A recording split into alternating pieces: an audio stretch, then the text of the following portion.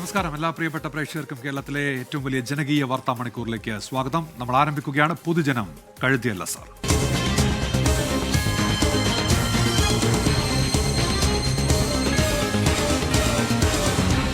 പൊതുജനം കഴുതയല്ല സാർ. നമ്മൾ ഇന്ന് ആദ്യം പോകുന്നത് തിരുവനന്തപുരം നഗരത്തിലെ കുടിവെള്ള ക്ഷാമ പ്രശ്നത്തിലേക്കാണ്. ആറ്റുകാൽ മേഖലയിൽ വാട്ടർ അതോറിറ്റിയുടെ കുടിവെള്ള വിതരണം നിലച്ചിട്ട് ആഴ്ചകൾ കഴിഞ്ഞു. വാട്ടർ അതോറിറ്റി ഓഫീസിലെത്തി ഇന്ന് നിരവധി വീട്ടമ്മമാരാണ് പ്രതിഷേധിച്ചത്.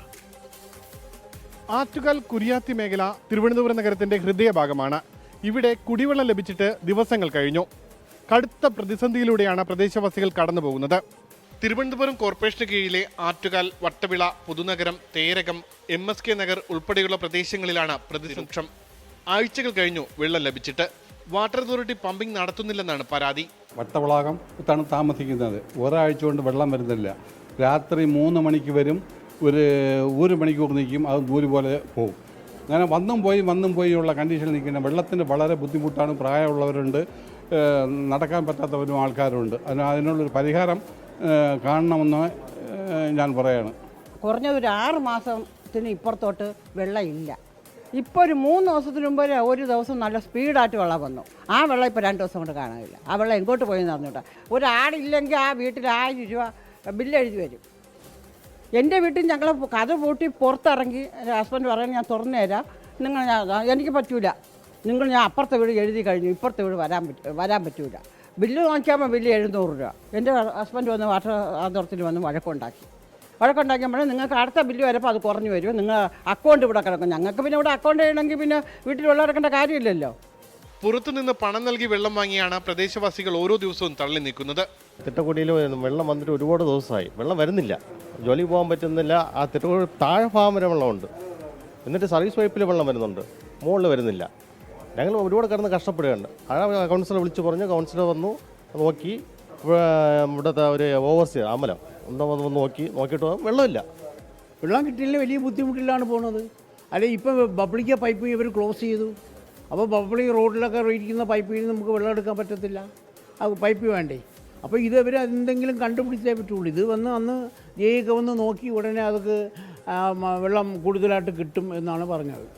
അപ്പോൾ അത് കിട്ടുന്നില്ല. ഇപ്പം ഇന്നലെ മെനിയാന്നൊരു പയ്യൻ വന്നു, വെള്ളം കിട്ടുന്നുണ്ടോയെന്ന് കേട്ടു. ഇവിടെ പോളിസ് ഇല്ല, അത് വേറെ അങ്ങോട്ടൊക്കെ പോളിസ് കിട്ടുന്നു, ഇവിടെ എന്തുകൊണ്ട് കയറുന്നില്ല എന്നൊക്കെ പറഞ്ഞപ്പോൾ അവൻ പയ്യൻ പറയുന്ന അടിയിൽ വല്ല ലീക്ക് ഉണ്ടോയെന്ന്. ഒരു ലീക്കും ഇല്ല, നേരാമണ്ണം ചെയ്താൽ കിട്ടും. പ്രതിസന്ധി രൂക്ഷമായതോടെ ആറ്റുകാൽ വാർഡ് കൗൺസിലറുടെ നേതൃത്വത്തിൽ വാട്ടർ അതോറിറ്റി ഓഫീസിലെത്തി പ്രതിഷേധിച്ചു. ഒരു വർഷം അടുപ്പിച്ചാണ് ഇത് നാട്ടുകാരുടെ പ്രശ്നം. ഇത് നാട്ടിൽ ഇറങ്ങിയാൽ പറ്റുമോ? കൗൺസിലറോട് പറഞ്ഞിട്ട് ഞങ്ങൾക്ക് രക്ഷയില്ല.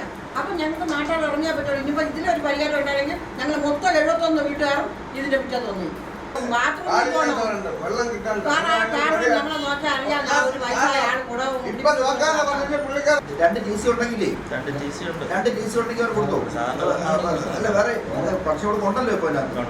അടിയന്തര നടപടിയെടുക്കുമെന്ന ഉറപ്പിനെ തുടർന്നാണ് ഒടുവിൽ പ്രതിഷേധം അവസാനിപ്പിച്ചത്. ഗതികെട്ട് നാട്ടുകാർ നിരവധി തവണ വാട്ടർ അതോറിറ്റിയുമായി ബന്ധപ്പെട്ടു, ഫലമുണ്ടായില്ല. ഒടുവിൽ നാട്ടുകാർ നേരിട്ട് ഇവിടെ എത്തി പ്രതിഷേധം അറിയിച്ചു. അപ്പോൾ ചില പ്രദേശങ്ങളിലെങ്കിലും ജലം ലഭിച്ചു തുടങ്ങി. ഇത് നേരത്തെ ആയിക്കൂടെ എന്നുള്ളതാണ് പ്രതിഷേധക്കാർ തന്നെ ചോദിക്കുന്നത്. ഉമേഷ് ബാലകൃഷ്ണൻ, 24 തിരുവനന്തപുരം. പൊതുജനം കഴുതയല്ല സാർ. ഇനി കോഴിക്കോട്ടേക്കാണ്. എരഞ്ഞിപ്പറമ്പിൽ കുടിവെള്ള പദ്ധതിയുടെ ജലസംഭരണി തകർന്ന് വീടുകളിലേക്ക് ഒഴുകിയത് 50,000 ലിറ്റർ വെള്ളമാണ്.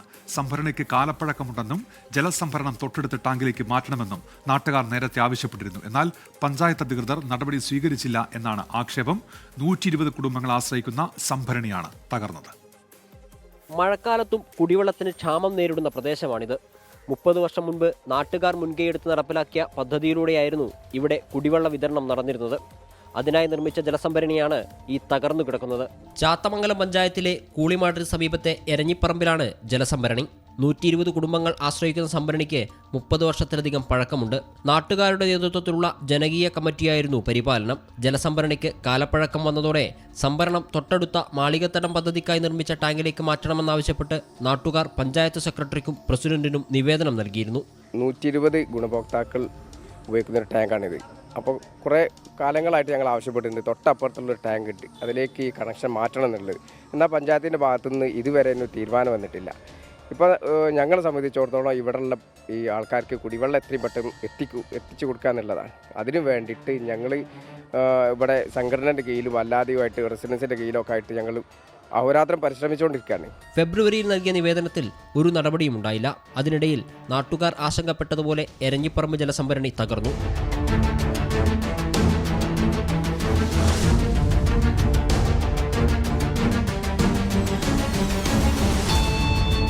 മാളികത്തടം ജലസേചന പദ്ധതിക്കായി പണിത ടാങ്ക് എരഞ്ഞിപ്പറമ്പ് ജലസംഭരണിയുടെ മീറ്ററുകൾ മാത്രം അകലെയാണ്. ടാങ്ക് വർഷങ്ങളായി ഉപയോഗിക്കുന്നുമില്ല.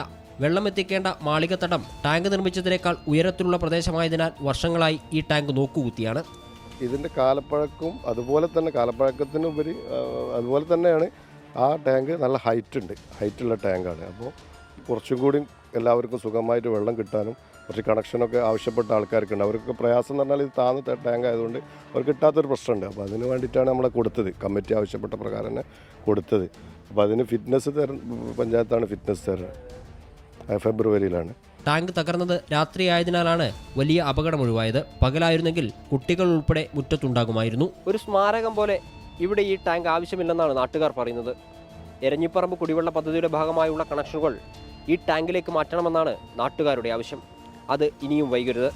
അബിത്തിനൊപ്പം ഗൂഗിൾ കെ വേണുഗോപാൽ, 24 കോഴിക്കോട്. പൊതുജനം കഴുതയല്ല സാർ. നാട്ടുകാർക്ക് ഇനി ഈ വിഷയത്തിൽ എന്താണ് പറയാനുള്ളത് എന്ന് കേൾക്കാം. പ്രതികരണങ്ങളിലേക്ക്. 30-35 വർഷം പഴക്കമുള്ളൊരു ടാങ്ക് തന്നെയാണിത്. പിന്നെ ഇതുമായി ബന്ധപ്പെട്ടിരുന്ന 40ഓളം കുടുംബങ്ങൾ ഈ പ്രദേശത്ത് 140ഓളം കണക്ഷനാണ് നമുക്കുള്ളതെങ്കിലും എരഞ്ഞിപ്പറമ്പ് എന്ന് പറയുന്ന പ്രദേശത്ത് 40ഓളം വീടുകളുണ്ട്. കബേരലിൽ എണ്ണാവുന്ന കിണറുകൾ മാത്രമേ അവിടെയുള്ളൂ. അപ്പം മഴക്കാലമായാലും വേനൽക്കാലം പറയേണ്ടതില്ല, മഴക്കാലമായ വളരെയേറെ ബുദ്ധിമുട്ട് പ്രയാസവും അനുഭവിക്കുന്ന ഒരു സ്ഥലമാണ്. വെള്ളത്തിന് വളരെ പ്രയാസപ്പെട്ടുകൊണ്ട് നിൽക്കുന്ന ഒരു സാഹചര്യത്തിൽ നമുക്കിപ്പോൾ ഈ ടാങ്ക് ഇവിടെ നഷ്ടപ്പെട്ടിരിക്കുകയാണ്. ഈ ടാങ്കിൻ്റെ ഭൂരിഭാഗം അടർന്നു വീണുകൊണ്ട് ഇനി ഇതിലൊരു വെള്ളം ക്രമീകരിക്കുന്ന ഒരു സംവിധാനം ഇനി ശാശ്വതമല്ല. നഷ്ടങ്ങൾ 5 വരി 4 വരി ഉയരത്തിൽ ഞാൻ ഒരു 10 മീറ്ററോളം അങ്ങനെ കെട്ടി തേച്ച് മതിൽ അത് പൊളിഞ്ഞു പോയി. പിന്നെ സൈക്കിള് കുത്തിമറിഞ്ഞ് അതിൻ്റെ കോർക്കൊക്കെ വെൻ്റായി പോയി. ബ്രേക്ക് ലൈറ്റ് പൊട്ടിപ്പോയി. കോതമംഗലം പൂയംകുട്ടി പുഴയിൽ വീണ്ടും കാട്ടാനയുടെ ജഡം ഒഴുകിയെത്തി. മണികണ്ഠൻചാൽ ചപ്പാത്തിന് സമീപമാണ് ജഡം കണ്ടെത്തിയത്. മരക്കൊമ്പിൽ തടഞ്ഞു നിൽക്കുന്ന നിലയിലായിരുന്നു കാട്ടാനയുടെ ജഡം. ലാൽ കൃഷ്ണൻ ഇപ്പോൾ വിവരങ്ങളുമായി ചേരുന്നുണ്ട്. ലാൽ, എന്തൊക്കെയാണ് വിശദാംശങ്ങൾ? ലാൽ, കാട്ടാനയുടെ ജഡം വീണ്ടും മണികണ്ഠൻചാലിന് സമീപം കണ്ടെത്തിയെന്നുള്ളതാണ്. അഴുകിയ നിലയിലാണ് ജഡമുള്ളത്. ആനയുടെ പ്രായമോ ലിംഗമോ നിർണ്ണയിക്കാൻ കഴിയുന്ന രീതിയിലല്ല നിലവിൽ ജഡത്തിന്റെ അവസ്ഥയുള്ളത്. നിലവിൽ നീരൊഴുക്ക് കുറവാണ് എങ്കിൽ പോലും പുഴയുടെ മധ്യത്തിലേക്ക് ഇറങ്ങാൻ കഴിയുന്ന ഒരു സ്ഥിതിയിലല്ല. നാളെ വെറ്റിനറി ഡോക്ടർ എത്തി പോസ്റ്റ്മോർട്ടം നടപടികൾക്ക് ശേഷമായിരിക്കും ഇതിലൊരു സ്ഥിരീകരണം വരിക. ഇതിപ്പോൾ 6ാമത്തെ ആനയാണ് ഈ കഴിഞ്ഞ ഒരാഴ്ചക്കിടയിൽ ഈ പ്രദേശത്ത് അടിയുന്നത്. കഴിഞ്ഞ 7-ാം തീയതി 2 ആനകളുടെ ജഡം അവിടെ അടിഞ്ഞിരുന്നു. അതിന് തൊട്ടു പിന്നാലെ 11-ാം തീയതിയും 12-ാം തീയതിയും 15-ാം തീയതിയും കാട്ടാനയുടെ ജഡം അടിഞ്ഞ നിലയിൽ തന്നെ കണ്ടെത്തി. പിണ്ടിമീട് ഭാഗത്ത് കുത്തനെ ഒരു വെള്ളച്ചാട്ടമുണ്ട്. അവിടേക്ക് പുഴ ക്രോസ് ചെയ്ത് കാട്ടാനകൾ പോകുമ്പോൾ തെന്നി പുഴയിലേക്ക് കുത്തനെ താഴേക്ക് പതിക്കുകയും അവിടെ നിന്ന് മരണം സംഭവിക്കുന്നതായിരിക്കാം കാരണം എന്നുള്ളതാണ് വനംവകുപ്പിന്റെ നിഗമനം. പ്രത്യേകിച്ച് കാട്ടാനയുടെ എണ്ണം പെരുകിയിട്ടുള്ളത് കൊണ്ട് തന്നെ കാട്ടാനക്കൂട്ടം ക്രമാതീതമായി ഈ മേഖലയിലൂടെ പോകുന്നുണ്ട് എന്നുള്ളത് തന്നെയാണ് പറയുന്നത്. എന്നാണെങ്കിലും നാളെയോടുകൂടിയാണ് ഇന്നത്തെ ഒരു സ്ഥിരീകരണം വരികയുള്ളൂ. ശരി ലാൽ. ലാൽ കൃഷ്ണനാണ് വിശദാംശങ്ങൾ നൽകിയത്. കത്ത് ചോർച്ച വിവാദത്തെക്കുറിച്ച് പരാമർശിക്കാതെ CPIM പോളിറ്റ് ബ്യൂറോ. MV ഗോവിന്ദന്റെ നിയമ നടപടി PB നിർദ്ദേശപ്രകാരം 2 വ്യക്തികൾ തമ്മിലുള്ള വൈരാഗ്യത്തിൽ പാർട്ടിയെ കരുവാക്കിയതെന്ന് MV ഗോവിന്ദൻ PBയിൽ വിശദീകരണം നൽകിയെന്നാണ് സൂചന. ബൽറാം നെടുങ്ങാട് ഡൽഹിയിൽ നിന്ന്. ബൽറാം, വിവരങ്ങൾ എന്തൊക്കെയാണ്?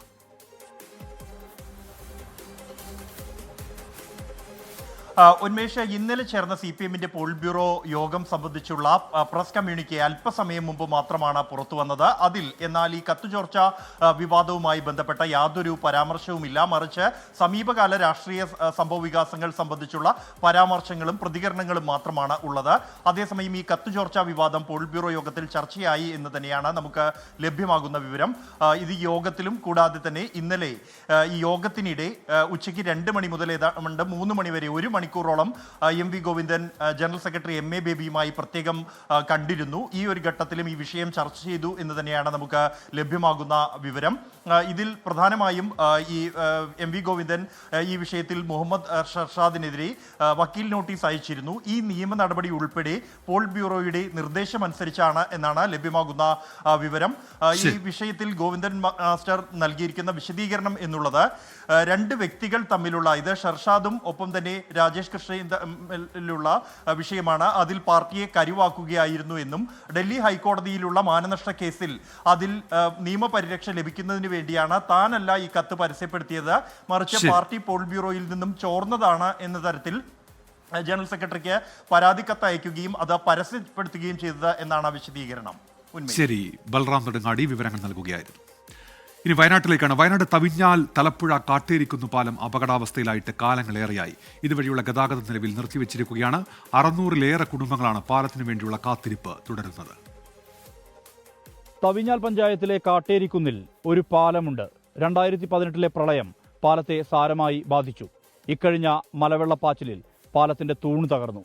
ഇതോടെ ഗതാഗതം പൂർണ്ണമായും സ്തംഭിച്ചിരിക്കുകയാണ്. ആക്ഷൻ കൗൺസിൽ രൂപീകരിച്ച് അനവധി നിവേദനങ്ങൾ നൽകിയിട്ടും എങ്ങും എത്തിയിട്ടില്ല നടപടികൾ.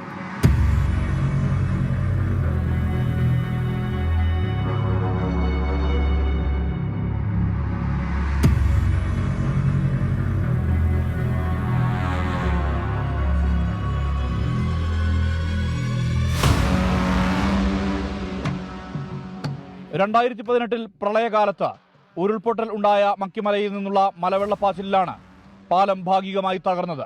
ഇത്തവണത്തെ മഴയിൽ പാലത്തിന്റെ തൂണ് തകർന്നു. ഇതോടെ ഗതാഗതം പൂർണ്ണമായും നിർത്തിവച്ചിരിക്കുകയാണ്. തലപ്പുഴയിൽ നിന്ന് 44ലേക്ക് എത്താനുള്ള എളുപ്പവഴിയാണിത്. 600ഓളം കുടുംബങ്ങൾ ഈ പാലത്തെ ആശ്രയിക്കുന്നു. 38 കൊല്ലത്തെ പഴക്കം ഈ പാലത്തിന് ഓൾറെഡി ഉണ്ട്. അന്നൊരു ചെറിയ കൈവഴി മാത്രമായിരുന്നു ഇവിടെ ഉണ്ടായിരുന്നത്. ആ കൈവഴിയിലൂടെയായിരുന്നു ആളുകൾ പോയിക്കൊണ്ടിരുന്നത്. ഇന്നിപ്പോൾ നമുക്ക് ഇവിടെ ജനസാന്ദ്രത കൂടിയതുകൊണ്ട് നമുക്ക് വളരെയധികം ബുദ്ധിമുട്ടാണ്. കഴിഞ്ഞ ദിവസം നമ്മൾ ഒരു മരണവുമായി ബന്ധപ്പെടുത്തിക്കൊണ്ട് കിലോമീറ്ററുകളോളം നമ്മൾ സഞ്ചരിച്ചിട്ടാണ് ഒരു ബോഡി ഇവിടെ എത്തിച്ചത്.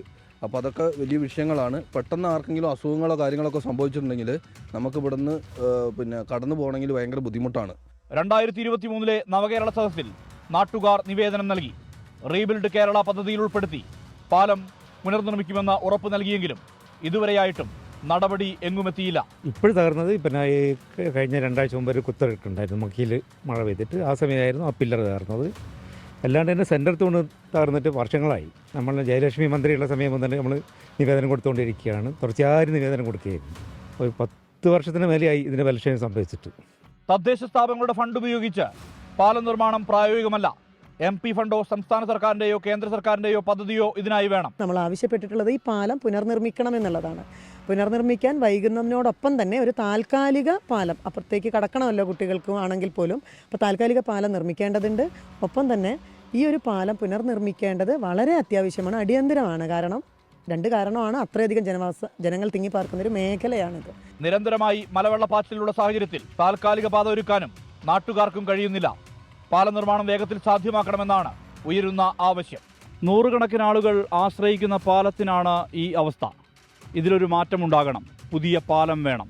അതിനായി സർക്കാരിൻ്റെയും ജനപ്രതിനിധികളുടെയും ഇടപെടൽ തേടുകയാണ് ഈ നാട്ടുകാർ. മനു ദാമോദരനൊപ്പം തലപ്പുഴയിൽ നിന്ന് സുർജിത് അയ്യപ്പത്ത്, 24 വയനാട്. പൊതുജനം കഴുതയല്ല സാർ. നാട്ടുകാരുടെ പ്രതികരണത്തിലേക്ക് കൂടി. ബുദ്ധിമുട്ട് എന്ന് പറഞ്ഞാൽ ബുദ്ധിമുട്ട് തന്നെയേ ഉള്ളൂ. ഞങ്ങൾ അത്രത്തോളം വിഷമത്തിലാണ് ഇപ്പോൾ നിൽക്കുന്നത്. ഒന്ന് അസുഖമായി പോകാനോ ഒന്നിനൊന്നിനുള്ള സൗകര്യം ഞങ്ങൾക്കിപ്പോൾ ഇല്ല. എത്രയും പെട്ടെന്ന് ഈ പാലത്തിൻ്റെ ഒരു തീരുമാനം ഞങ്ങൾക്ക് ആക്കി തരണം. 3.5 കിലോമീറ്റർ കറങ്ങിയിട്ടാണ് മക്കൾ പോകുന്നത്. വളരെ ബുദ്ധിമുട്ടാണ്. ഇതിന്മേൽ കൂടി നടന്നു പോകാൻ വരെയുള്ള ഒരു സാഹചര്യമല്ല. ഇതിൻ്റെ അടി നിങ്ങൾക്ക് നോക്കിയാൽ ശരിക്കും മനസ്സിലാവും. അപ്പോൾ അധികാരികൾ ഞങ്ങൾക്ക് വേണ്ടിയിട്ട് ഇതൊന്നും എത്രയും പെട്ടെന്നൊന്ന് ചെയ്തു തരണമെന്ന് വിനീതമായിട്ട് അപേക്ഷിക്കും. പാടന്നെയാണ്. വണ്ടി എല്ലാവർക്കും മുറ്റത്ത് എത്തുന്നല്ലേ. അപ്പോൾ അതൊരു ബുദ്ധിമുട്ട് തന്നെയാണ്. വണ്ടി എല്ലാവർക്കും എത്തുമായിരുന്നു. കുറച്ചൊക്കെ വണ്ടി ഉണ്ടാവില്ല, എന്നാലും നല്ല സുഖമായിരുന്നു. ഇപ്പോൾ ഭയങ്കര പാടാണ്. വണ്ടി അവിടെ വന്നിട്ട് സാധനമൊക്കെ കയറ്റി പിടിച്ച് പോകണം. അപ്പോൾ നമുക്ക് താൽക്കാലികമായിട്ട് ഒരു സംവിധാനം പോലും ഇല്ല ഇത് യാത്ര ചെയ്യാൻ വേണ്ടിയുള്ള. അപ്പോൾ അതിലേക്ക് പറയാനുള്ളത് നമ്മൾ ബഹുമാനോടൊപ്പം മന്ത്രിയും ഉദ്യോഗസ്ഥന്മാരോട് ശ്രദ്ധയിൽപ്പെടുത്താനുള്ളത് എത്രയും പെട്ടെന്ന് പാലം ഒന്ന് യാഥാർത്ഥ്യമാക്കി തരിക, ജനങ്ങളുടെ ബുദ്ധിമുട്ടൊന്നിന് പരിഹാരം കാണുക എന്നുള്ളതാണ് നമുക്ക് ഏറ്റവും അടിയന്തരമായ ആവശ്യം.